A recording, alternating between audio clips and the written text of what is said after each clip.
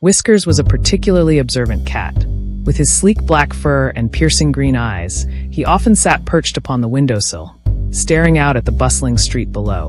One rainy evening, he sensed something amiss in the house. His owner, Margot, was not alone.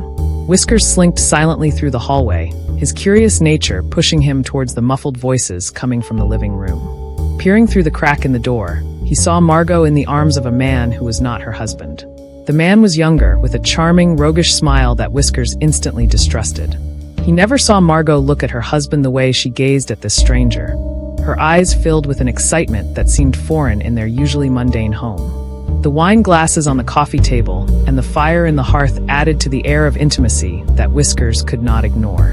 Whiskers' tail twitched irritably, his instincts telling him that this was something he should not be witnessing. He wanted to alert Margot's husband, David, who was a kind man and always gave Whiskers the best treats. But Whiskers was just a cat, confined to the limits of his own feline world.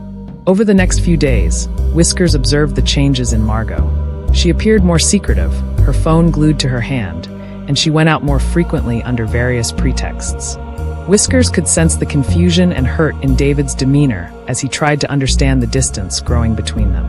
One evening, David returned home earlier than usual. Whiskers could sense the impending confrontation, and, driven by a sense of loyalty to David, he began to meow loudly, attempting to prevent what he knew was inevitable. But David, thinking Whiskers was just hungry, ignored him and walked into the room where Margot and the stranger were once again together. The fallout was immediate.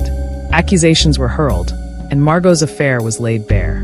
Whiskers watched from his hidden spot behind the couch, feeling a pang of regret for the part he played in witnessing such heartbreak.